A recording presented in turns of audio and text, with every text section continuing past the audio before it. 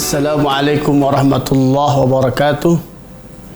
Pemirsa Darul Hasbi yang dirahmati oleh Allah Subhanahu wa taala. Alhamdulillah pada kesempatan kali ini kita bisa melanjutkan ta'lim kita. Kita akan membahas tentang makharijul huruf. Menurut mayoritas ulama, jumlah tempat keluarnya huruf ada 17. Sebagaimana Al-Imam Al-Jazari beliau mengatakan, makharijul hurufi 17 alladzi yakhtaruhu man ikhtabar. Akan tetapi sebagian ulama yang mengatakan, Imam Sibawayh dan Asy-Syatibi mengatakan 16 makhraj dengan meniadakan al-jawf.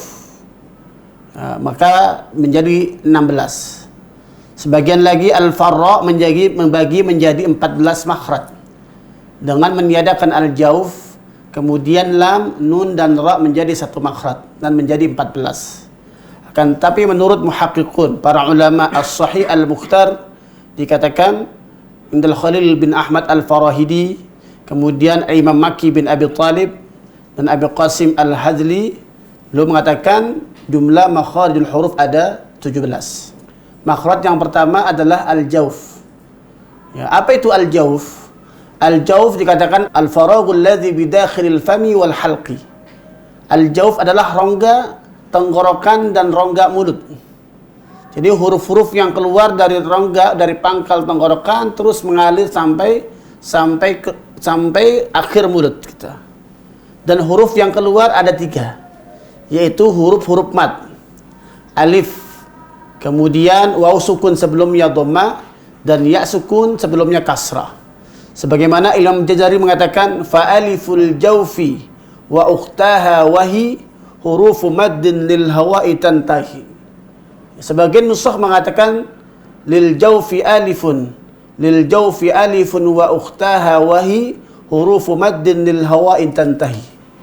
Maka huruf yang keluar ada 3. Yang pertama adalah alif yang sebelumnya adalah fathah. Contohnya ya. Dan alif ini bisa menjadi tebal, bisa menjadi tipis tergantung huruf yang sebelumnya. Ya, dan alif selalu sukun dan sebelumnya selalu fathah. Alif selalu sukun dan sebelumnya selalu fathah. Alif tidak disifati tebal atau tipis, akan tapi ketebalan alif ini tergantung huruf sebelumnya. Kalau sebelumnya huruf-huruf isti'la, ya, maka alifnya menjadi tebal. Apa saja huruf isti'la? Ada 7. Ya, wa sab'u ulwin khussa dhaghtin qidh hasar. Kha, sa, dha, gha, ta, qa, dha.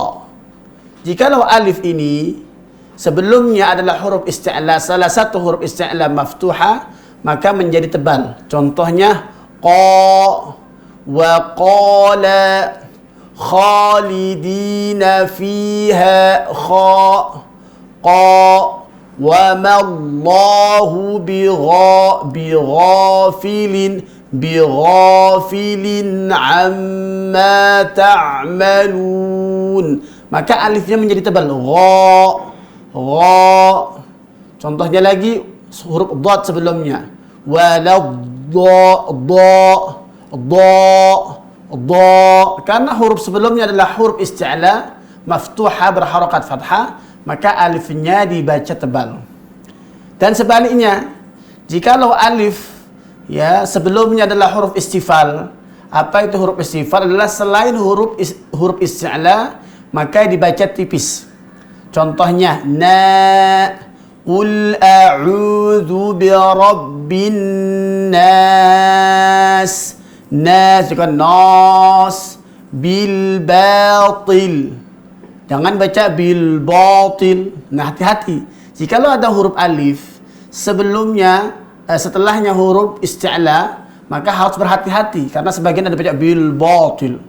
Nar tapi nar. Minan nar. Jangan nar tapi na-nya tipiskan. Ya alifnya karena sebelumnya nun fathah, maka ditipiskan nunnya. Alifnya nar.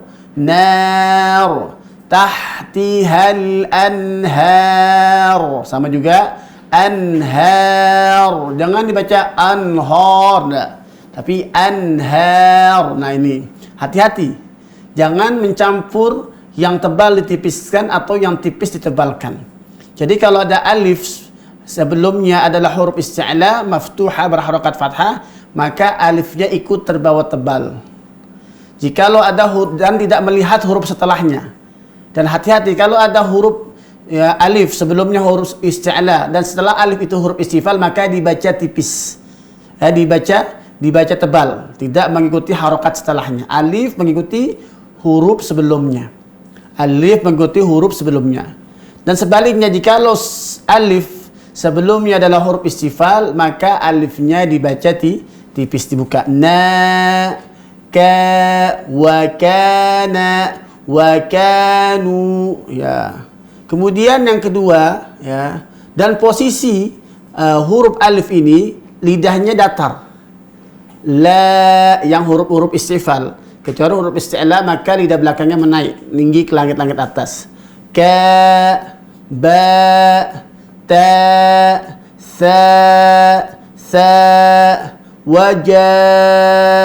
waja'a rabbuk, lidahnya datar. Posisi lidahnya datar. Ini ketika alif sebelumnya fathah.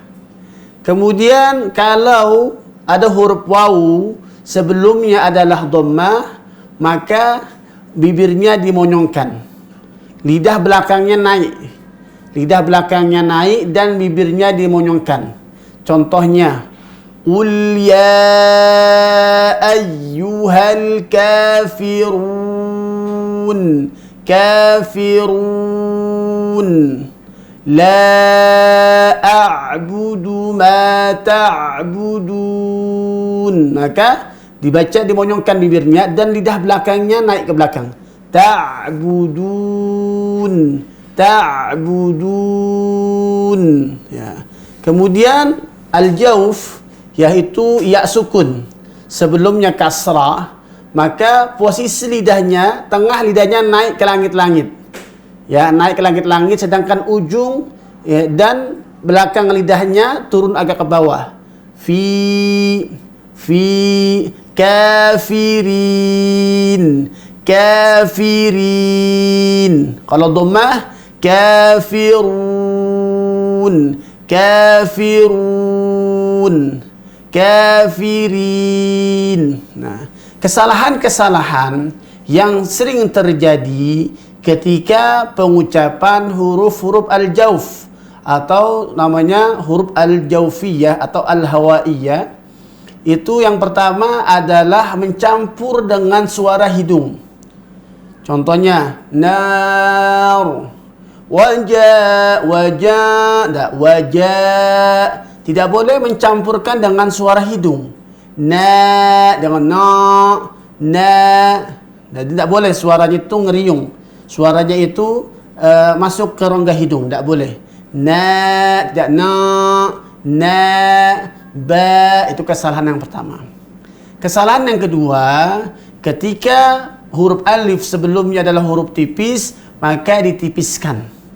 Jangan dibaca bil batil, tapi bil batil. Manis tata'a, baca manis tata'a, jangan tata, tapi ta'a. Manis tata'a ilaihi sabila.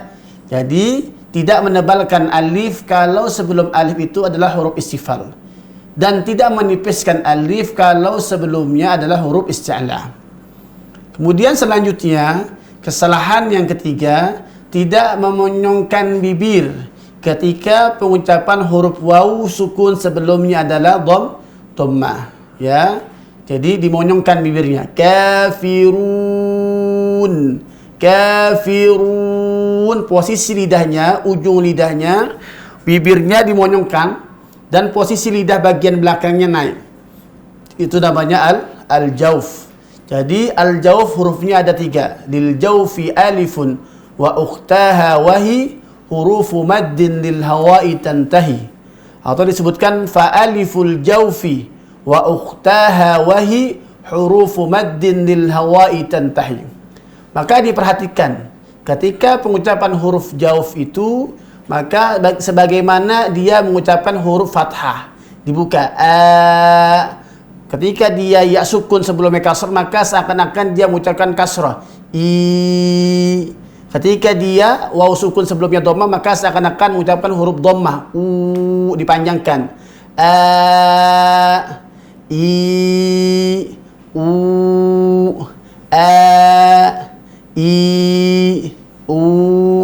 Nah, maka perlu dilatih. Coba kita contohkan, kita baca surat Al-Kafirun. Ya, saya akan bacakan surat Al-Kafirun dan bisa diperhatikan mulutnya, bagaimana gerakan mulutnya. A'udzu billahi minasy syaithanir rajim. Bismillahirrahmanirrahim. Qul ya ayyuhal kafirun la a'budu ma ta'budun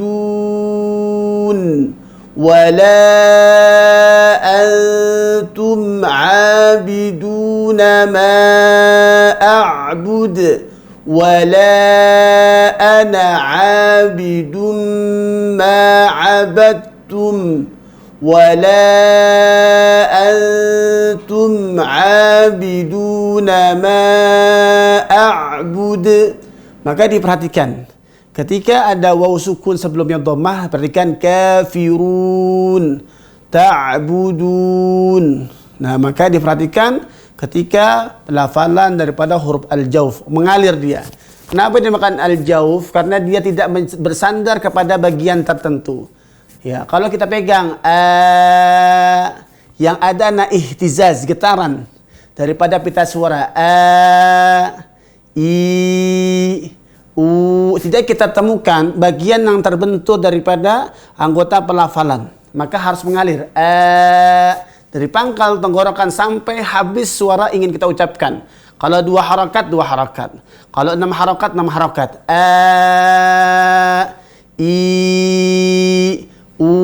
Yang ada ihtizaz, tidak menempel kepada bagian anggota makhraj tertentu. Nah, maka inilah yang disebut dengan al-jauf, rongga yang berada di tenggorokan dan rongga mulut. Mudah-mudahan para pemirsa bisa berlatih di rumah agar pengucapannya menjadi lebih sempurna. Mungkin ini yang kami dapat sampaikan. Wassalamualaikum warahmatullahi wabarakatuh.